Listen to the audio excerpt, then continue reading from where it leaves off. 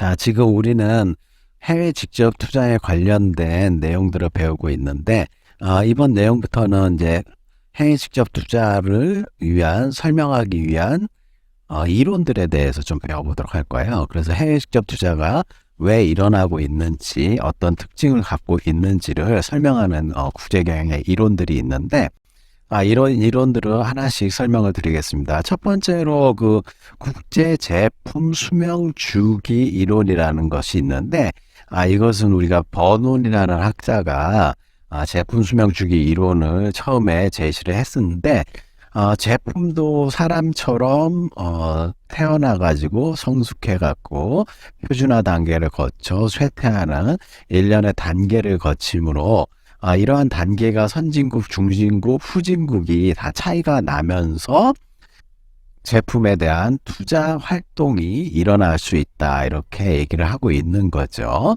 그래서 이제 선진국에서 신기술이 신제품이 나오면 그것이 나중에는 중진국으로 가고, 중진국에서 포화 상태에 이르면 다시 후진국으로 제품이 단계별로 선순환하면서 수명 주기를 갖고 있다는 것이 제품 수명 주기 이론, IPLC 이론이다, 이렇게 얘기를 할 수가 있습니다. 해외 직접 투자가 일어나는 이유 중에 하나가 시장 불안전성 요인이 있는데, Market Imperfection이라고 해가지고 시장에 대한 불안정성, 비효율성은 왜 일어나냐면은 각 국가별로 관세와 무역의 장벽에 의해서 가격 차이가 발생을 하고요. 각 국가마다, 기업마다 특별한 경영 노하우를 바탕으로 해갖고 특화된 지식이 다 다르기 때문에 이러한 것들 때문에 우리가 시장 불안정성이 발생을 해가지고 기업들이 해외에서 이런 불안정성을 해소하면서 수익을 얻기 위해서 해외 직접 투자가 일어난다. 이 시장 불안정성을 해소하는 건 다른 말로 얘기하면은 내부화, 인터널리제이션, 이렇게도 부르고 있습니다. 우리가 이클렉틱 피어리 또는 절충 이론이라고 이렇게 부르고 있는데, 앞에서 이제 제품 수명 주기 이론이라든지 내부화 이론이라든지 다양한 해외 직접 투자 이론들이 나와 있었는데, 절충 이론을 통해 가지고 왜 해외 직접 투자를 하냐면은 특정 지역에 입지적 우위가 있기 때문에 최적화된 장소에서 생산과 투자를 하기 위해서 해외 직접 투자가 일어난다. 첫 번째가. 두 번째는 기업이 갖고 있는 특별한 자산이라든지, 그러니까 자산에는 특허라든지 기술 이런 것들이 있겠죠. 이러한 특별한 소유 자산을 활용을 해가지고 해외에서 더 많은 수익을 내기 위해서 소유권 전략을 가지고 해외에 직접 투자를 한다, 이렇게 두 번째 요소가 있고요. 마지막으로 앞에서 배웠던 인터널리제이션 어드밴티지, 기업이 효율성을 가지고 있기 때문에 비용 절감하는 이 효율성 요소를 가지고 해외에서 수익을 얻기 위해 투자를 한다는 이론이 바로 클래틱 시어리, 이렇게 부를 수가 있어요. OFI 패러다임. 그래서 여기 보면 기업이 입지라든지 소유권이라든지 내부와 우위를 가지고 있을 때 이것들을 활용해 갖고 해외에 나가 가지고 수익을 얻을 수 있다. 이게 이클렉틱 시어리라 얘기할 수가 있죠. 앞으로 기업이 해외 직접 투자를 하는 이유 중에 하나가 마켓 파워, 시장 지배력을 획득하기 위해서 특정 산업에 있어서 우월적, 독점적 우위를 가지고 있을 때 기업은 더 많은 수익을 낼 수 있어요. 그렇기 때문에 이제 마켓 파워를 늘리기 위해서는 여러 가지 수직적 통합을 시도를 하는데, 수직적 통합에는 후방 통합 그리고 또 전방 통합, 백워드 인테그레이션, 포워드 인테그레이션 두 가지가 있는데, 후방 통합이라고 하면은 제품을 만들기 전에 원자재라든지 부품 이런 게 들어와야 되는 일련의 과정들을 기업 내부로 흡수하는 걸 우리가 백워드 인테그레이션이라고 하고요. 다 만들어진 제품을 소비자에게 전달하고 마케팅하고 물류하고 운송하고 AS까지 하는 이런 일련의 과정들을 기업 내로 흡수하는 거 우리는 전방 통합 백워드 인테그레이션이다 이렇게 얘기하고, 이렇게 이제 수직적 통합을 해가지고 기업이 갖는 게 궁극적으로 뭐냐, 여기 나와 있는 마켓 파워를 늘려갖고 더 많은 수익을 낼 수 있다 이렇게 얘기를 할 수가 있습니다.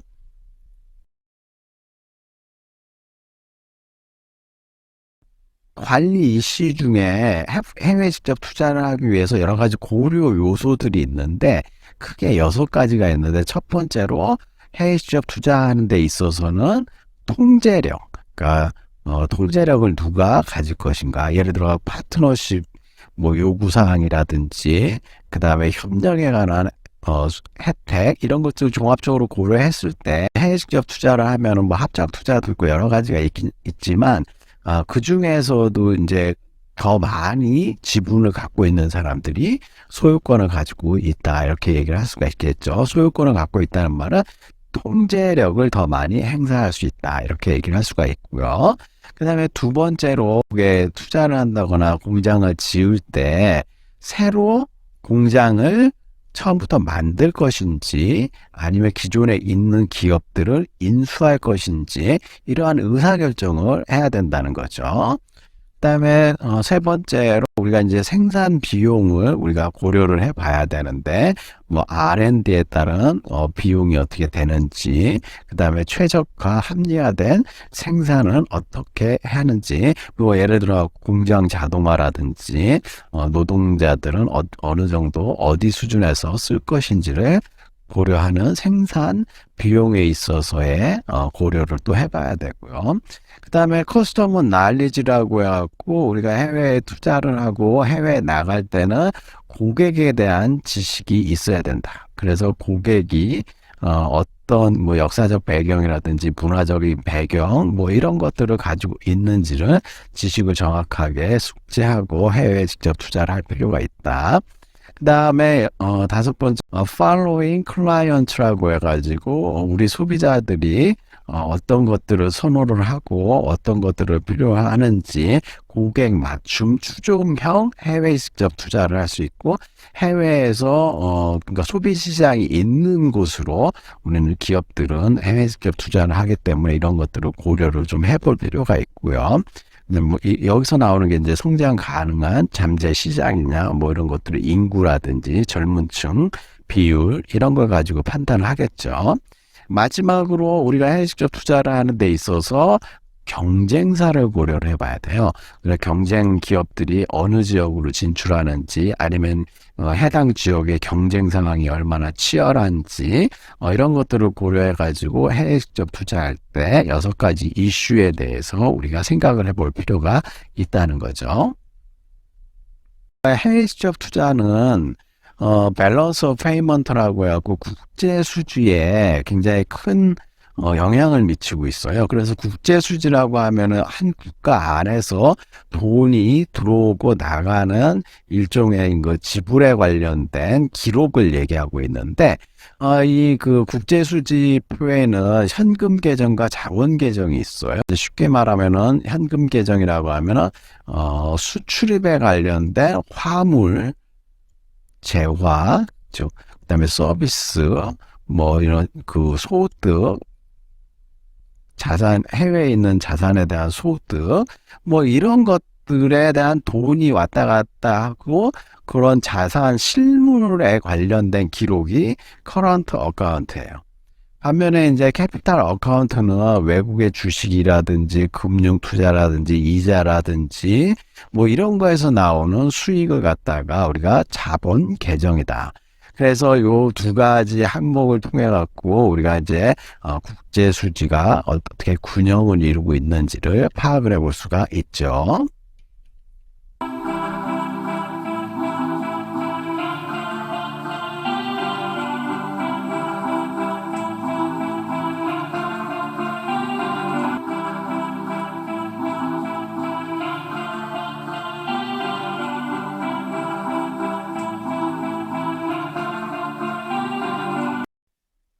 자, 앞에서 국제수지의 간략한 개념에 대해서 말씀을 드렸었고요.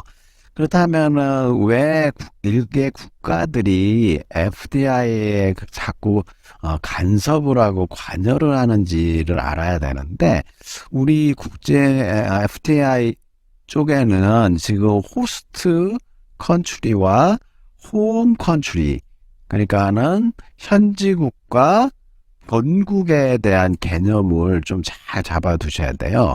그리고 또 하나 뒷부분에 가면은 이게 인플로우인지 아웃플로우인지 이렇게 좀 개념을 좀 잡아둬야 되는데, 해외 직접 투자가 안으로 들어오는 건지 밖으로 나가는 건지, 현지국 정부인지 본국 정부인지, 이것들을 좀 구분을 해둘 필요가 있는데, 일단 현지국 정부가 해외 직접 투자에 관여하는 이유는, 첫 번째는 국제 수지상에 굉장히 플러스 요인이 작용하고 있다. 그래서 최초의 해외 직접 투자 금액은 특정 국가의 경제를 활성화시키는 역할을 하고 있고요. 그 다음에 이 투자가 돼갖고 이제 금액이 FTI 그 금액이 들어와서 공장이 지어진다. 그러면은 거기서 나오는 제품을 통해 갖고 수입 수요에 대한 욕구를 우리가 대체해갖고 충족을 시켜줄 수 있다. 이거죠. 그 다음에 이거 만들어진 제품을 초과해갖고 만든 생산량에 대해서는 수출도 할 수 있기 때문에 일거양득으로 국제 수지에 플러스 효과가 있고요. 두 번째로 여러 가지 해외 직접 투자를 받음으로써 인해서 여러 가지 혜택과 자원을 획득할 수가 있는데, 이러한 그 자원과 혜택에는 첫 번째로 선진국의 신기술들을 접근할 수가 있고요. 여러 가지 관리상의 기술들, 스킬을 접근할 수가 있고, 새로운 고용을 또 창출해갖고 일자리를 만들 수 있다. 이런 여러 가지 이제 긍정적인 효과 때문에 현지국 정부에서는 적극적으로 해외 직접 투자를 유치하려고 노력을 하고 있죠. 자, 그렇다면 앞에는 현지국이 FDI에 관여하는 이유를 설명드렸고, 이번에는 본국이 해외로 빠져나가는 해외 직접 투자, 그러니까 자국에서 뭐 해외로 나간다. 예를 들어 삼성전자가 미국에다가 지금 반도체 공장을 지으려고 여러 가지 물색을 하고 있죠. 뭐 그런 것처럼 해외로 나가는 FDI에 대해서 본국 정부가 어떻게 간섭을 하고 있는지 좀 알아둘 필요가 있는데, 첫 번째로 자원이 특정 국가로부터 우리가 빠져나간다는 단점이 있겠죠. 두 번째는 여러 가지 이제 수출 시장을 없앨 수 있다. 왜냐하면 외국에서 만들어가지고 현지에서 수출을 하게 되면 자국에서 만들어 수출할 게 없어지는 결과를 초래하고, 그 다음에 국내 시장에서의 여러 가지 직업, 그러니까 뭐 일자리들이 왜 해외로 나가죠. 그래서 이제 미국에서도 정부에서 현대자동차라든지 삼성전자의 반도체 공장 이런 걸 유치하려고 굉장히 여러 가지 인센티브를 주고 있고, 이런 인센티브에 대해서는 뒷부분에 또 자세하게 설명을 드릴게요. 그렇지만 또 긍정적인 측면도 있습니다. 외국에 나감으로써 특히 글로벌 경쟁력을 획득해갖고 기술이라든지 비용 절감, 여러 가지 성장시킬 수 있다. 그리고 여러 가지 이제 우리가 일몰 산업, 그러니까 꼭 신기술이라든지 하이테크 산업뿐만 아니라 여러 가지 사양 산업이라든지 공해 유발 산업, 이런 것들은 또 해외에 나가면은 국내에 약간 도움이 될 수 있다. 이렇게 얘기를 할 수 있죠.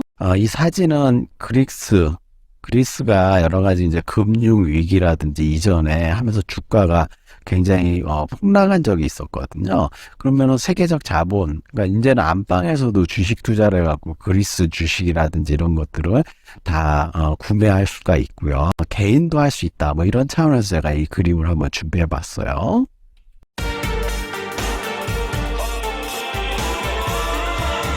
해외 직접 투자의 그 긍정적인 요인과 부정적인 요인을 좀 봤는데, 긍정적인 요인을 중심으로 봤을 때 현지국 정부가 이런 그 해외 직접 투자를 인워드 유치하기 위한 어떤 프로모션 정책을 쓰고 있나를 봤을 때, 첫 번째, 금융적인 인센티브를 준다.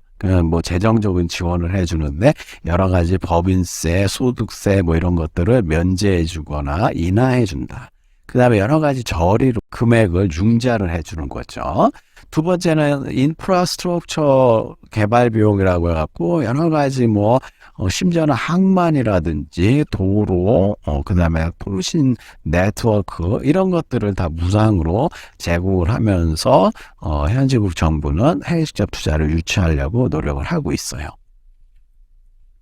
현지국 정부가 안으로 들어오는 해외 직접 투자를 제한하거나 못 들어오게 하는 경우가 있는데, 구매 유발 산업이라든지 혐오 산업이라든지 뭐 전혀 자국에 도움이 안 되는 산업 같은 경우에는 어떻게 해서든지 투자나 이런 게 못 들어오게 하려고 그러겠죠. 그런 측면에서 제한할 수 있는 방법이 오너십 리스트릭션, 소유권 제한. 그래가지고 특정 산업이나 비즈니스에 있어서는 이 투자를 금지시키기 위해서 외국인들은 뭐 지분을 얼마 이상 못 갖게 한다든지 이런 금지 법률 조항을 만들어 가지고 소유권을 제한하면서 공해 유발 혐오 산업이 못 들어오게 하고요. 그 다음에 여러 가지 이제 성과 디맨드 가지고 현지 부품 요구사항, 의무적으로 현지 부품을 사용하게 이렇게 하고 있고요. 특히 뭐 중요한 기술 같은 거 있는 경우에는 이런 기술 같은 것들을 이전해라, 자국에. 그 다음에 들어온 물건에 대해서는, 들어와서 만든 물건에 대해서는 일정 정도 이상 다 수출을 아예 하라. 이런 식으로 여러 가지 제약 요인을 현지국 정부가 가하고 있어요. 근데 본국 정부는 해외 취업 투자가 외국으로 나가는 데 있어서 좀 활성화를 시키기 위해서 촉진 수단을 여러 가지를 쓰고 있는데, 첫 번째 해외 자산에 대해서는 보험도 들어주고요. 여러 가지 해외에서 나온 수익에 대해서는 세금을 감면해 주고 있고요. 하여튼지 대부한 거에 대한 보증도 서주고요. 세금 조약에 따라 가지고 세제 혜택도 주고 있고요. 그 다음에 외국 정부가 해외 직접 투자를 받을 수 있도록 여러 가지 그 설득 작업, 정치적 작업 이런 것들을 많이 하고 있죠. 그래서 뭐 이렇게 해가지고 긍정적인 측면에 있는 그 외화를 획득할 수 있는 거라든지 이런 거에 본국 정부가 많은 정책적 지원을 하고 있어요. 경제에 미치는 영향이 큰 경우에는 본국 정부가 우리나라 기업이 밖으로 못 나가게 또 여러 가지 제약 조건을 두고 있는데, 첫 번째는 해외에서 벌어들인 수익에 대해서 높은 고율의 세금을 부과하면 외국으로 안 나가려고 그러겠죠. 그 다음에 여러 가지 특정 국가에 대한 검역 조건이라든지 제한 조건, 위생 조건을 강화를 시킴으로써 해외에 직접적인 제한 요소를 줄 수가 있습니다. 자, 그렇다면은 여러분들 앞에서 현지국 정부와 본국 정부가 여러 가지 프로모션 정책과 리스트릭션 제한을 하는 거를 요 그림 하나 잘 정리를 해가지고 표로 만들어 놨거든요. 그래서 여러분들이 프로모션과 그다음 제약사항, 현지국이냐 본국이냐 요거에 따라 갖고 이렇게 구분을 지어가지고 한번 정리를 하신다면 쉽게 인지할 수가 있을 거예요. 그 7장은 국제경영에 있어서 해외 직접 투자에 관련된 중요한 내용들을 다루고 있고, 국제경영 하면은 또 해외 직접 투자다 이렇게 얘기를 할 수가 있어요. 전에 앞 시간에 우리가 글로벌 FDI의 흐름을 좀 파악을 했고, 패턴 갖고 간단한 뭐 통계 지표들 말씀드렸고요. 해외 직접 투자 이론을 설명하기 위한 여러 가지 이론들 우리가 앞에서 설명을 드렸어요. 국제 제품 수명 주기 이론이라든지 시장 불안전성, 시장 지배력 확보라든지 ONI 패러다임 이런 게 중요한 설명 이론이고요. 그 다음에 뭐 여러 가지 6가지 매니지먼트 이슈 설명드렸고, 그 다음에 본국과 현지국 정부의 그 FDI에 그 관여하는 이유, 그 다음에 여러 가지 프로모션과 리스트릭션에 관련된 현지국 정부와 본국 정부의 내용들에 대해서 설명을 드렸어요.